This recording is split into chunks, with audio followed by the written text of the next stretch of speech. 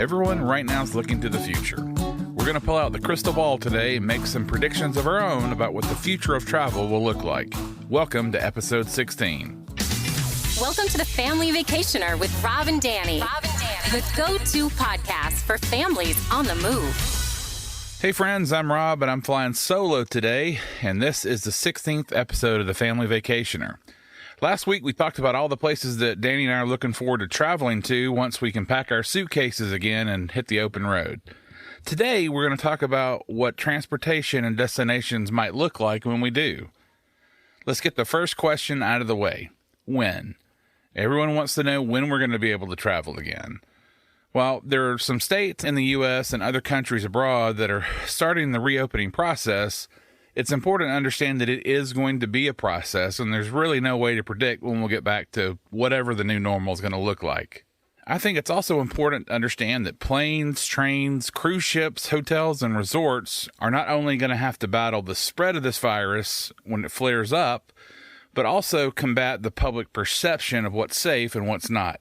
All you have to do is look at any social media post on any platform about COVID-19, and you're going to see what a battle that's going to be. You have people that believe this is a hoax, all the way to people that believe this is the end of the world. But the bottom line is this.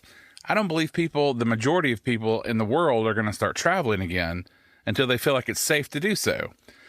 So at this time, I want to bring in Stacey Cabell. Stacey's a travel industry veteran.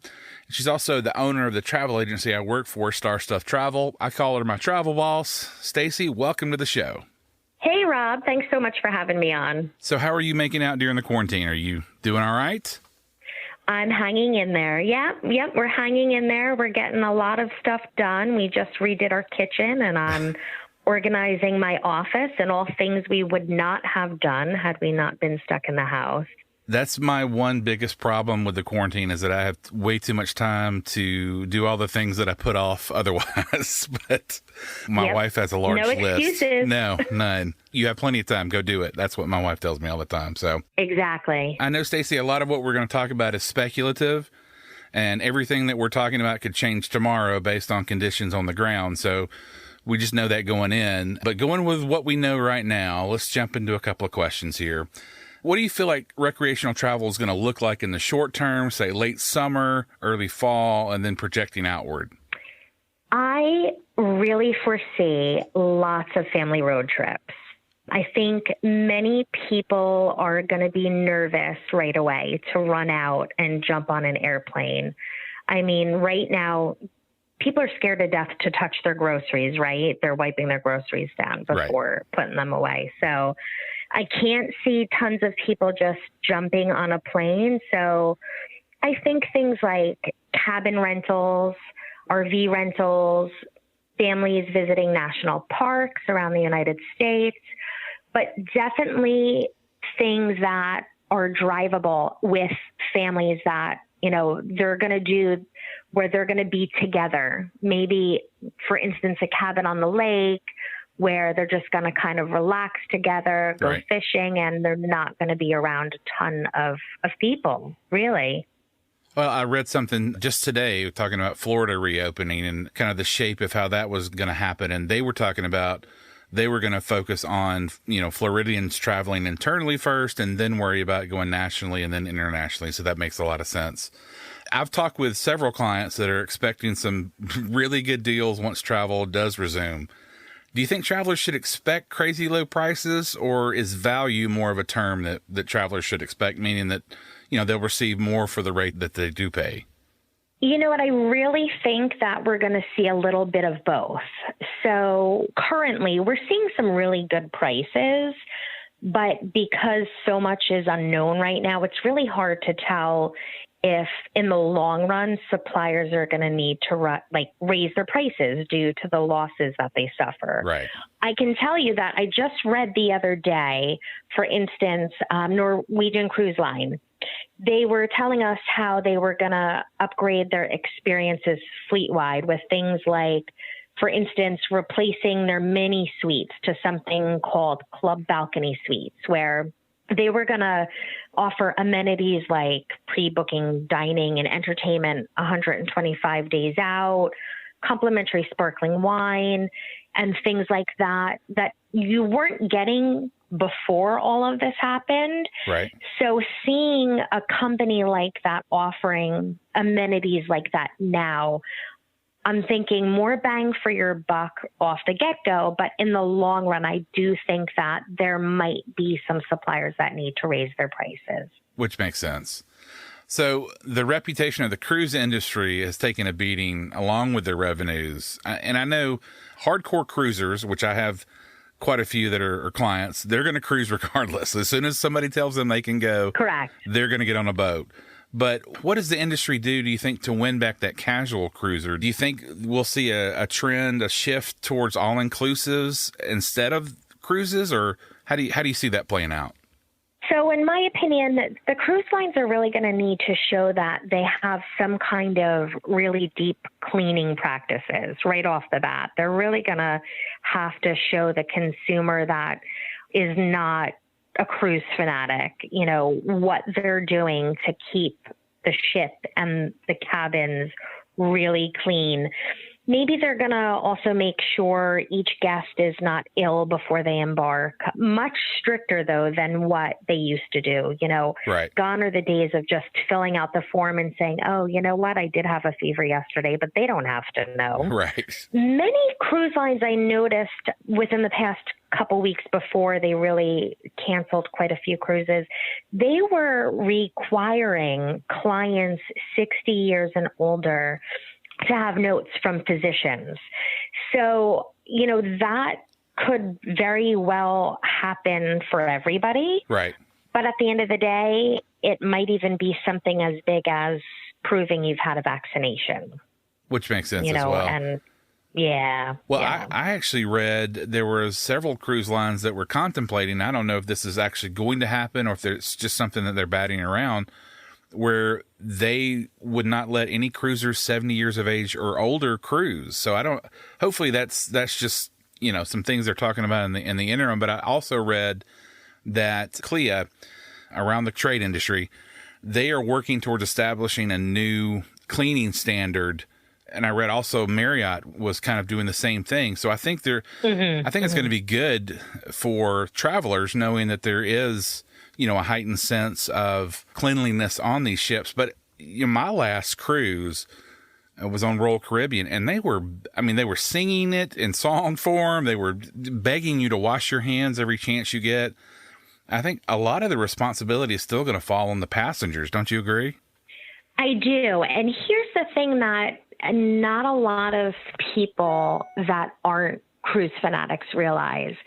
There are other types of illnesses that many people can get on a cruise. Right. If you're not washing your hands all the time. I mean, there's that really awful norovirus that, is famous around the cruise ships, which no one talks about at this point with, the pandemic going around. But Sure. It's definitely, eye-opening right now that each person is going to be responsible for making sure that, they're telling the truth. They're definitely taking care of themselves because it's affecting other people. And, the cruise lines are also going to come out with better hygiene patterns. Anything that they can do that is going to be better for the clients, they're going to do it now because they can't risk losing too much more than they already have lost. Right. So a topic that's near and dear to my heart, the theme parks, I know yours as well. I read Shanghai Disney, they have started a phased reopening. Right now it's just reduced capacity and hours for some of the entertainment and shopping offerings. The park itself is still closed. But I've heard talk of requiring masks, temperature checks. They have a health app that they're going to have to carry around and have that check possibly. Do you think we can expect those kind of things here in Anaheim and Orlando? You know what? There's no doubt about the fact that Anaheim and Orlando are both going to also do a phased opening for sure. Right. I'm not sure yet that, we're going to have to worry about eliminating anything as far as the parties, for instance, Mickey's Not So Scary Halloween Party and things like that. What I feel like is going to happen with things like that. They're going to change the actual capacity limits, you know.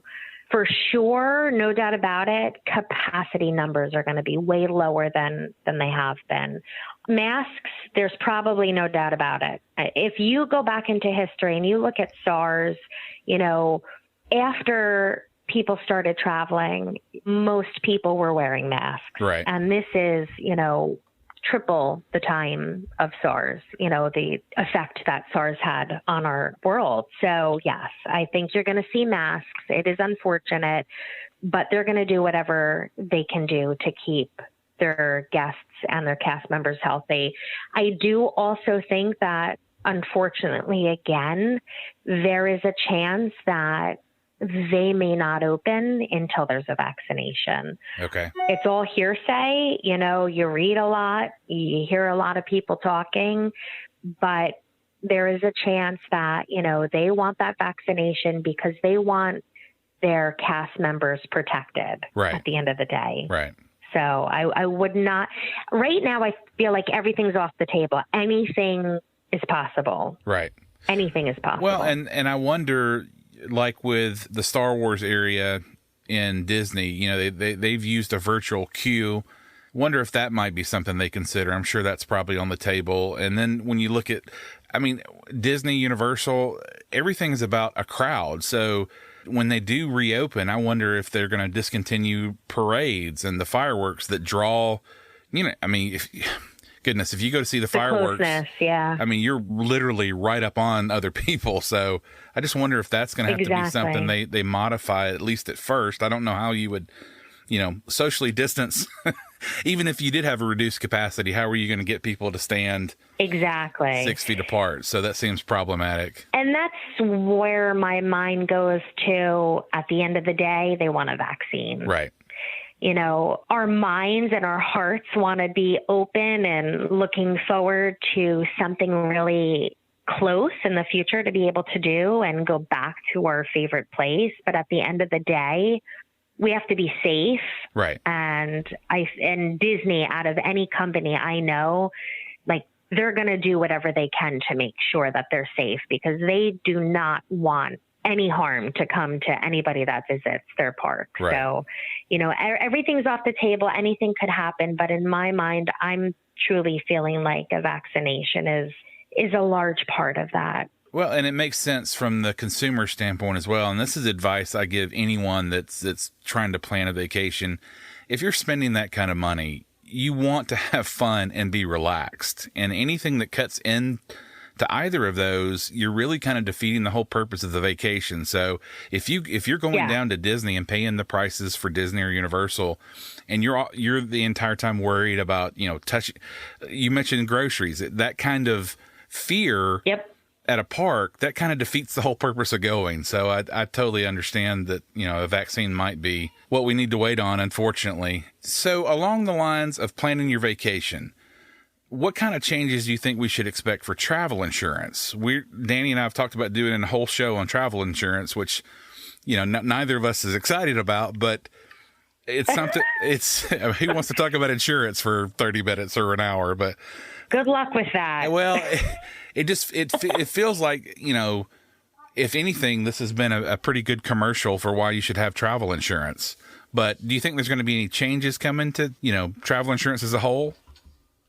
You know what? Here's the thing with travel insurance. They have never covered anything like a pandemic. Right. They do not cover fear of travel. They don't cover travel bans, government travel bans, nothing of that nature, not even with cancel for any reason, you know, but if your hair is parted to the wrong side that day, your trip can be canceled. Right. You know, so I'm not sure that they'll ever do away with cancel for any reason, but I put my money on the fact that you'll probably see them change the percentage of coverage.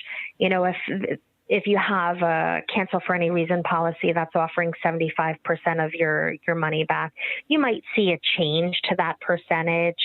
You might even see stricter policies in order to qualify for a claim that's been approved because, like I said, they've never covered any type of anything that we're going through in today's world. Right. So the fact that they don't cover that, but they'll cover if you're having a bad hair day, they're probably seeing, a historic amount of claims. And I have to say they're probably going to be a lot stricter in restructuring how they approve those and the percentage of the refunds clients will get back.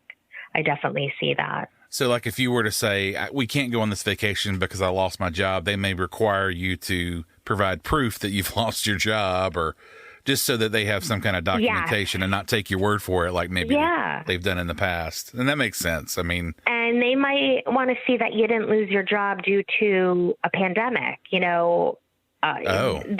might want to just, because like I said, they've never covered these type of things. And, the good news is that most suppliers, including travel insurance, again, they're the same way. Everything's off the table.